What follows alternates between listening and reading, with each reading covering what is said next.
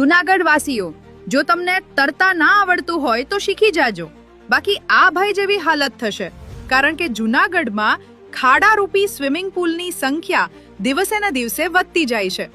આજે સવારે મજેવડીથી ભવનાથ રોડ પર જૂનાગઢની 8મી અજાયબી પ્રગટ થઈ ગઈ છે. 2 દિવસ થોડો વરસાદ શું આવ્યો, આખો રસ્તો ગાયબ અને મોટો ગાબડો રેડી. રોડ પર ધ્યાન ચૂક્યા એટલે સીધા ખાડામાં સવારી અને સ્વિમિંગ પુલ પર ડૂબકી. તો ભવનાથ દર્શન કરવા જતા યાત્રાળુઓ અને સ્થાનિકો, રસ્તા પર ધ્યાન ઓછું અને ખાડા પર વધારે રાખજો, નહીતર સીધા હોસ્પિટલના દર્શન થશે. આ સ્માર્ટ રસ્તાઓ વિશે તમારું શું કહેવું છે? કમેન્ટમાં જણાવો અને વિડીયો શેર કરો, જેથી બહેરા કાન સુધી અવાજ પહોંચે.